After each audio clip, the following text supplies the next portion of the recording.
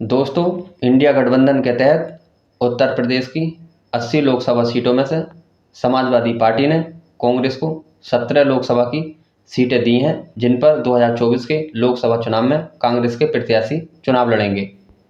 जो उत्तर प्रदेश में 17 सीटें कांग्रेस को मिली हैं, वो हम आपको बताते हैं। वो ये हैं 17 सीटें: अमेठी, रायबरेली, प्रयागराज, वाराणसी, महाराजगंज, देवरिया, बांसगांव, सीतापुर, अमरोहा, बुलंदशहर, गाजियाबाद, कानपुर नगर, झांसी, बाराबंकी, फतेहपुर सीकरी और सहारनपुर, मथुरा।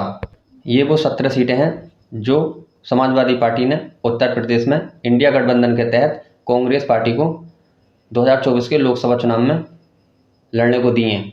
इससे अलग मध्य प्रदेश में, पड़ोसी राज्य में, कांग्रेस पार्टी ने एक सीट समाजवादी पार्टी को राहो सपा को देने की सहमति बनी है। इस पर समाजवादी पार्टी का प्रत्याशी चुनाव लड़ेगा।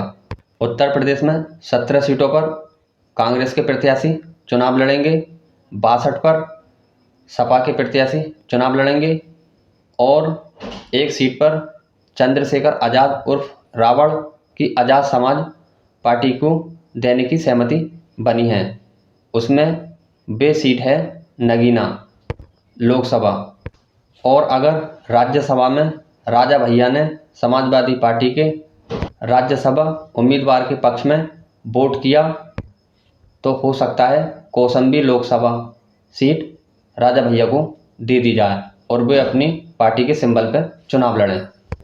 दोस्तों, अब तक कांग्रेस डिले कर रही थी सीट शेयरिंग को लेकर के, टाइम लगा रही थी, और इसी बात को लेकर के जितनी भी इंडिया गठबंधन में पार्टियां हैं सभी उससे नाराज थीं। चाहे यूपी में सपा हो, बंगाल में ममता हो, दिल्ली में केजरीवाल हो या महाराष्ट्र में उद्धव हो।